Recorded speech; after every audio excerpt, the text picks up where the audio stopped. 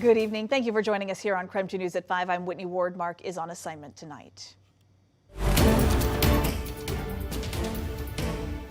Tonight, we still do not know if the death penalty is off the table for Bryan Kohberger. He's accused of killing 4 University of Idaho students almost 2 years ago. KREM 2's Shannon Mowdy is breaking down the hours-long hearing today where both sides argued over his possible capital punishment. Shannon? Well, over the last few months, we have seen a slew of motions and objections lobbed across both sides, all centering on this possible death penalty. And that came down to hours of argument today about why the defense wants death off the table. In less than a year, Bryan Kohberger will face trial in Boise. Still unclear whether he could be put to death if convicted. Capital cases are a really big deal. Under Idaho law, a jury must unanimously impose a death sentence after finding at least one aggravating factor exists. Prosecutors are arguing 4 in this case. Multiple murders happened at once. Those murders were especially heinous, atrocious, or cruel. The defendant exhibited utter disregard for human life, and he presents a propensity to kill again. Judge Stephen Hippler has his work cut out. The defense argued against each one Thursday. Attorney Ann Taylor says determining probability of future violence could prove tricky to a jury, mainly because of the word probably in the statute. Those are hard concepts for a jury. Standard would be that the jury would have to be convinced beyond a reasonable doubt that it is probable that the defendant would be it's probable that they would kill again. I think it's the way that washes out. I think that's the way it washes out too. And I think it's just a problem with the word probably in there. Prosecutors took issue with the idea a jury wouldn't be able to understand what's being asked of them. The court is being asked to start with the presumption that a jury won't be able to follow the law. But Taylor's request to toss the death penalty aimed at capital punishment in general. She points to the state's failed attempt to execute Thomas Creech by lethal injection early this year. That came down to the inability to find a vein, but she says the state has often struggled to obtain the drugs needed for that method. Idaho also allows death by firing squad, but she argues that hasn't even been set up yet. To have him sit on death row and say, Idaho's going to figure out how to kill you at some point in the future in a way that isn't cruel and unusual and in violation of your rights, I just don't think that the constitutional protections allow that to happen. Prosecutors fought back on the claim Idaho has no means to execute someone and say the penalty itself isn't at issue here. Deciding the method of execution is not deciding the sentence. The sentence is death. The method of execution is just how that's brought about. And Judge Hippler and prosecutors both brought up the fact, if convicted, the defendant will likely wait decades to die. Decades that could bring about unimagined new methods of execution. Now, Judge Hippler is expected to issue written decisions on the many motions argued this morning. We don't have an exact timeline for when those rulings could happen, but you can bet it'll be soon. Both sides are preparing for an August trial start date.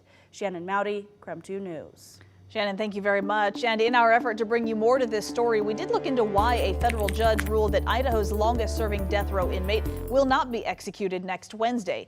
Creech had been scheduled for execution 12 times before this time. Death penalty experts say that's not uncommon, but what is unique about this case is this all comes after Creech had already had one failed execution attempt last February. And because of that, his attorneys filed an appeal saying a second attempt to execute him would violate his constitutional rights, and that the first failed execution attempt is leaving lasting psychological effects on him.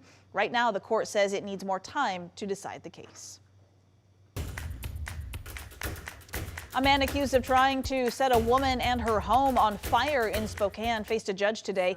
Alan York is charged with arson, unlawful imprisonment, and burglary after police say he violated a protection order and went to the home of a former girlfriend. Court documents say he then grabbed a lit propane torch and held it against the woman, burning her clothes and also burning some cabinets in her RV.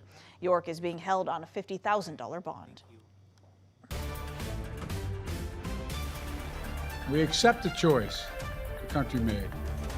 I've said many times, you can't love your country only when you win. President Joe Biden highlighting the importance of a peaceful transfer of power in the wake of the 2024 election results. In the Rose Garden today, surrounded by staffers and cabinet members, he said he will ensure a peaceful transfer of power. President Biden has invited President-elect Trump to the White House for a meeting about the upcoming transition. In Washington, the president-elect will be bolstered by a Republican-controlled Senate and possibly a GOP House as well. With races still being decided, today President Biden said Americans should work to come back together now that the polarizing election season is over. Something I hope we can do, no matter who you voted for, is see each other not as adversaries, but as fellow Americans. Bring down the temperature. As Trump prepares for a second administration, CBS News has learned the Department of Justice and Special Counsel Jack Smith's office are now discussing how to wind down the federal cases against Trump. The DOJ has a longstanding policy against prosecuting a sitting president. This afternoon, we are also getting a new drop of election results, and there are still a handful of races that are too close to call in Spokane County. One of them is for Washington's 4th Congressional District. 2 Republicans are running for that seat. Incumbent Dan Newhouse continues to lead his challenger right now with 52% of the vote over Jared Sessler.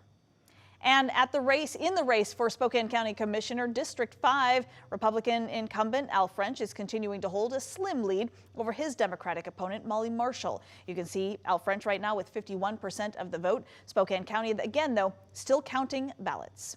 And in Cheney, a proposition to help relieve overcrowding in the school district remains too close to call. The district is asking voters to approve a $72 million bond to build a new school in Airway Heights. Right now, you can see it is passing with 60% of the vote, and it needs to have 60% approval. And when the final numbers are there, because it needs a supermajority in order to pass. All right, taking a live look outside right now, another day of sun before rain returns to the forecast sometime over the weekend.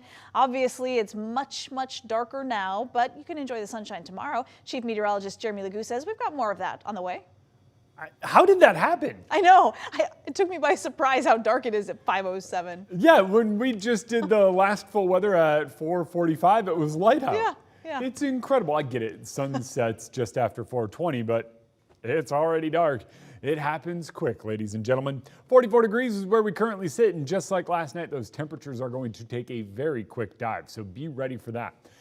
I know Whitney gave me a hard time. I now bring my coat to work because I come into work and it's warm. I leave work and it's not warm. There's a ridge of high pressure overhead, and what that means for us is more sunshine and fog tomorrow morning. A bit of a smoky haze takes us through the day, and then clouds eventually build ahead of our next round of rain. Notice Saturday winds up dry for the entirety of our daylight. So you come back in after dark, and then the rain eventually starts, but not until late Saturday or early Sunday morning. Getting there is dry. Upper 20s tomorrow turns into near 50 or low 50s tomorrow afternoon for all of us. That warmth sticks around on Saturday, and then by Sunday, we're talking rain back for everyone. All right, Jeremy, thank you.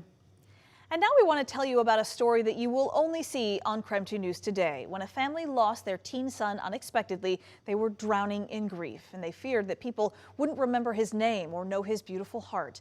The Edge family from Cheney decided to take their heartbreak and do good. He was my sunshine. He just had a light that just would transform any room. Sarah had the great idea of, why don't we take all these funds that people are donating and develop a well in a country and it be dedicated in Eric's name. Known as the Edge Army, they are now raising funds to build wells all around the world in the name of Eric Edge. It's a story about great love, loss, service, and encouraging people to live their best life by helping others. So make sure to join us tonight for that story only on KREM 2 News at 6.